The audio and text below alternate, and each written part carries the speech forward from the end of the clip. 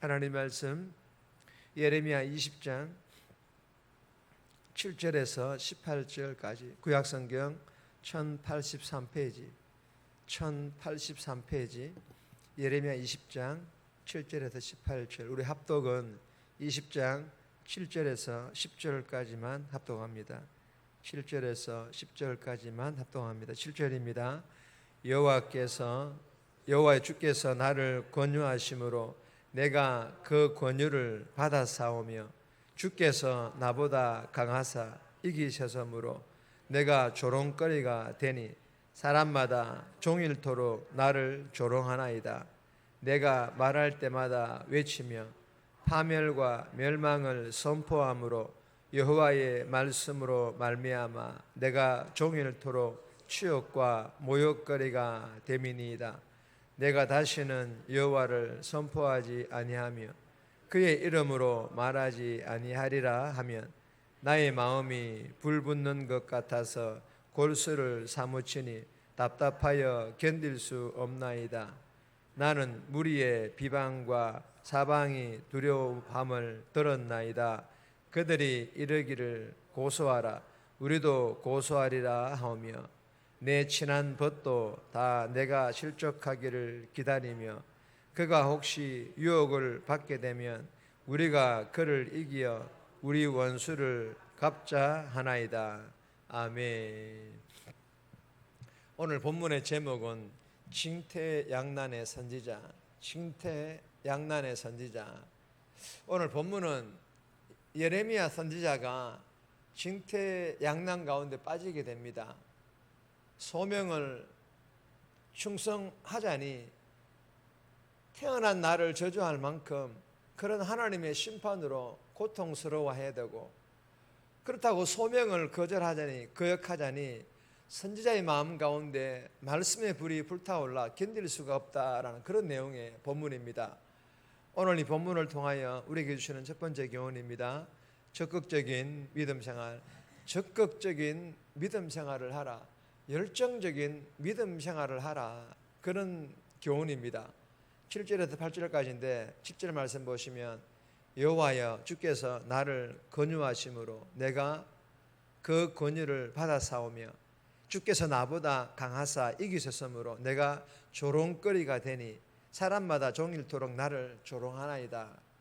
여러분, 이 예레미야는 선민 이스라엘의 파멸과 이스라엘의 그 멸망만을 외치하는 그런 까닭에 선지자로서의 그 권위와 그리고 선지자로서의 그 자부심은 예초부터 포기를 했고, 그 대신에 끊이지 않는 비웃음과 조롱과 위협을 직면해야 했던 이 예레미야 선지자는 급기야 이스라엘 백성들에게 거짓 선지자 취급을 받으면서 성전에 감금되는 그런 지경에 이릅니다. 이 내용이 어제 새벽에 우리가 살펴본 그런 내용입니다. 그러자 이 예레미야는 더 이상 참지를 못하고 오늘 본문에서 자신의 그 솔직한 심정을 하나님께 토로합니다. 여러분, 예레미야는 하나님께서 자신을 부르신 것에 대하여 이렇게 생각을 하고 있었습니다. 자신을 일반적인 선지자와는 너무도 다른 사명의 길로 하나님께서 부르셨다라고 그렇게 생각을 하고 있는 것입니다. 그러자 예레미야는 본문에서는 권유라고 직역을 하지만 속임수라는 의미입니다. 하나님께서 자신을 속여서 부르셨다라고 그렇게 생각을 하는 것입니다. 너무나 선지자로서의 그 사명이 지금 상황이 너무나 힘들었기 때문에 그렇습니다. 그리고 오늘 본문에 보면 강하사 이기셨으므로 라는 이렇게 직역을 하지만, 그러나 이 말씀의 의미 안에는 폭력이라는 의미가 있다라고 그런 생각을 하는 거예요. 그러니까 하나님께서 자신에게 폭력을 사용하시면서 부르셨다라고 그렇게 이 예레미야 선지자는 생각을 하고 있는 것입니다. 그래서 지금 하나님께 약간 이렇게 좀 대들다고 해야 하나요? 그렇게 하나님께 좀 이렇게 토로하고 있는 것입니다. 여러분, 예레미야 선지자처럼 제대로 십자가의 길을 따르다 보면 때로는 내가 믿고 있는 것과 하나님께서 인도해 가시는 것이 충돌, 즉 맞지 않을 때가 있다라는 것입니다. 그러면 하나님 왜 이렇게 하십니까? 라며 하나님께 묻고 따질 수밖에 없는 그런 영적인 상황을 직면할 수도 있다라는 것입니다. 오늘 이 본문의 예레미야처럼. 사랑하는 여러분, 오늘 이 예레미야 모습을 통해서 우리에게 주시는 교훈이 무엇입니까?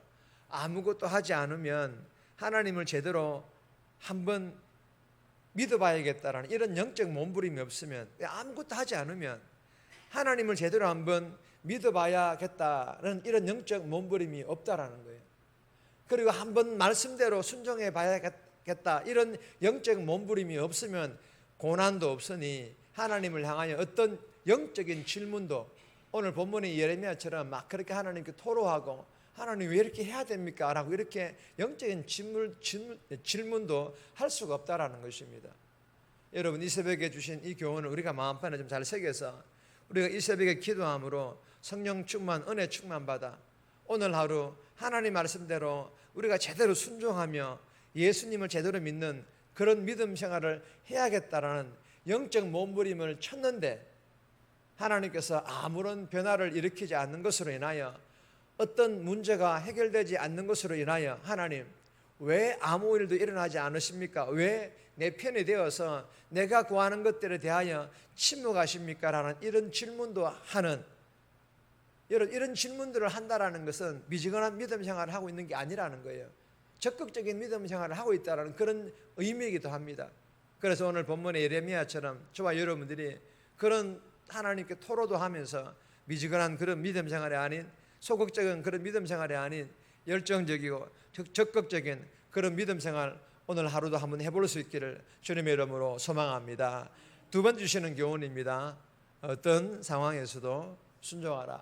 어떤 상황에서도 순종하라. 오늘 9절 말씀인데, 내가 다시는 여호와를 선포하지 아니하며 그의 이름으로 말하지 아니하리라 하면 나의 마음이 불붙는 것 같아서 골수에 사무치니 답답하여 견딜 수 없나이다. 여러분, 이 말씀은 이 서두에 하나님 말씀을 선포하지 않겠다, 하나님 이름으로 말하지 않겠다, 이 말을 하는 게 아닙니다. 그 뒤에 말씀이에요. 그렇게 하려고 하니까 이 선지자의 마음으로서 사명을 감당해야 될 그 선지자의 마음으로 불붙는 것 같아서 골수에 사무치니 답답하여 견딜 수가 없다. 이게 예레미야 실제 마음입니다. 여러분, 예레미야는 심판의 말씀을 있는 그대로 전하자니, 즉 소명에 충성하자니 외적인 박해로 괴롭고 소명을 포기하자니 말씀의 불이 자신의 마음을 태우는 듯하여서 견딜 수가 없었습니다. 여러분, 선지자라도 순종이 늘 쉽고 즐거운 것만은 아닙니다. 그리고 순종하더라도 그 순종으로 어떤 영적 유익이 적극적으로 드러나는 것도 아닙니다. 여러분, 그럼에도 예레미야 선지자처럼 목사나 중직이나 직분자나 그리고 성도들도 즉 다 함께 순종해야 될 것을 우리에게 교훈하고 있는 것입니다. 사랑하는 여러분, 오늘 하루도 이 새벽에 주신 이 교훈을 마음판에 새겨서 이 새벽에 기도하면서 우리가 은혜 충만받아 삶의 현장 가운데서 어떤 어려운 상황들을 우리가 맞이한다 할지라도 그 가운데서라도 오늘 이 새벽에 우리에게 주신 어떤 교훈들이 있다면 그 교훈을 순종하는, 그 교훈대로 순종하는 삶을 살아가고자 영적 몸부림칠 수 있기를 주님의 이름으로 축복합니다. 세 번째 주시는 교훈입니다. 사명 감당할 때 당하는 어려움, 당연한 일. 사명 감당할 때 당하는 어려움은 당연한 일이라는 것입니다. 사명 감당할 때 여러분 어려운 일 일어날 수 있습니다. 어려운 일 일어날 때가 더 많을 것입니다. 그건 당연한 일이라는 것입니다.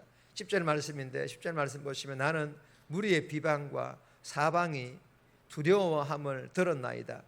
그들이 이르기를 고소하라, 우리도 고소하라 하리라 하오며 내 친한 벗도 다 내가 실족하기를 기다리며 그가 혹시 유혹을 받게 되면 우리가 그를 이겨 우리 원수를 갚자하나이다. 여러분, 바수울에게 사방이 두려워함이라는 뜻인 마골 및 사빕이란 이름을 주었잖아요. 우리가 어제 새벽에 나누었지 않습니까? 뭔가 적극적인 어떤 역전이 일어날 것 같은데, 그러나 이 바수울에게 아무 심판도 일어나지 않습니다. 그러자 사람들은 도리어 예레미야를 뭐라 부릅니까? 마골 및 사빕이라 부르며 이 예레미야를 놀리고 조롱하고 있는 것입니다. 그리고 친구들조차도 이제 예레미야를 고소하며 몰락시키려고 하고 있다는 것입니다. 여러분, 소신껏 사역을 했지만 열매는커녕 배척과 배반을 당하며 어려움을 겪고 있는 이 예레미야의 모습을 통해 우리에게 주시는 교훈이 무엇입니까? 목사나 중직이나 직분자나 봉사자들뿐만 아니라 예수 믿는 모든 성도들은 하나님께서 주시는 각자의 직분들이 있지 않습니까? 그 사명들이 있지 않습니까? 그 직분을 감당하기 시작하면요, 그 사명을 제대로 감당하기 시작하면 이러한 어려움은 이례적인 일이 아니라 자연스러운 일이라는 것입니다. 그러므로 우리가 사명 감당할 때에, 우리에게 주신 그 직분 감당할 때에 당하게 되는 그런 어려움들 우리가 맞이한다 할지라도 원망하지 않고 오히려 감사하며 예레미야처럼 자신의 직분, 자신의 사명을 잘 감당함으로 하나님을 기쁘시게 하며 정말 복음의 선한 영향력을 흘러보내는 그런 복된 삶, 저와 여러분들도 살아갈 수 있기를 주님의 이름으로 축복합니다. 네 번째 주시는 교훈은 제목만 읽습니다. 절망에서도 찬양하라. 절망 중에도 하나님을 찬양하라 라는 11절에서 18절까지의 말씀입니다. 개인적으로 읽고 묵상하시기 바랍니다. 정리합니다. 아무 일도 하지 않는 미지근한 소극적인 믿음 생활이 아닌 적극적인 믿음 생활, 하나님 꼭 이렇게 해야 합니까? 라는 이런 질문도 하면서 열정적이고 적극적인 그런 믿음 생활을 하게 해달라고. 성도라면 주신 직분과 사명 감당할 때 당하게 되는 어려움은 자연스러운 일임을 알고 원망하지 않고 감사하며 어떤 상황에서도 순종하는 삶, 오늘도 살아갈 수 있도록 도와달라고 이 새벽에 기도하며 오늘 하루도 살아갈 수 있기를 주님의 이름으로 부탁드립니다.